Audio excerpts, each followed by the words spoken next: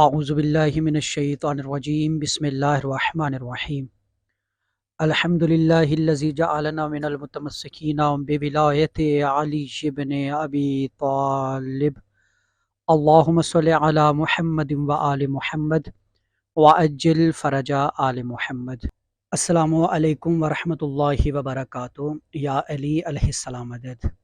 معزز ناظرین، میں سید اولاد حسین نقوی النجفی عرض کربلا کی جانب سے پروگرام سفینۃ النجات کی دوسری نشست میں ایک بار پھر سے حاضر خدمت ہوں۔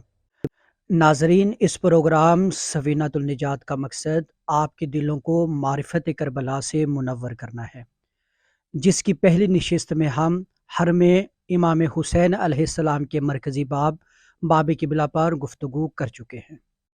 آج ہمارے کلام کا محور و مرکز کریم کربلا کے حرم مطہر کا دوسرا باب الرجا یعنی امید کا دروازہ ہے۔ اسی لیے امام باقر العلوم علیہ السلام ہمارے لیے زیارت عاشوراء میں کیا خوب فرماتے ہیں: اللہم ارزقنی شفاعت الحسین یوم الورود۔ یوم الورود یعنی قبر میں اتارا جانے والا دن۔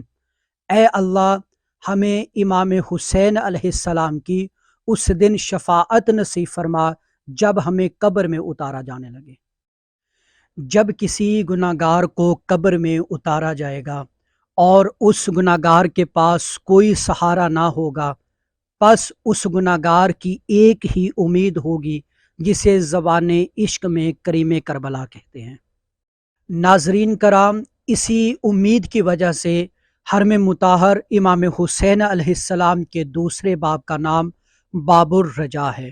رجا یعنی امید۔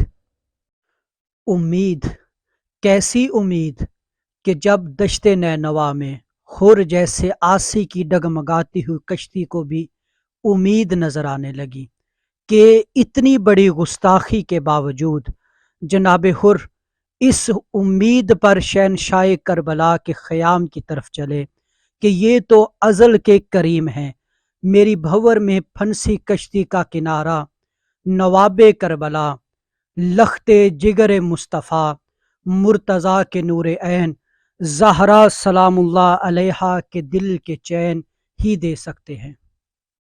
جناب حر لشکر یزید سے اسی امید کے ساتھ شفیع المذنبین کی بارگاہ میں حاضر ہوئے، کیونکہ حر جانتے تھے کہ یہ وہ در ہے کہ جو حر کو علیہ السلام ہی نہیں بلکہ سلامن سلامن و اصحاب الیمین کا خطاب دینا بھی جانتا ہے۔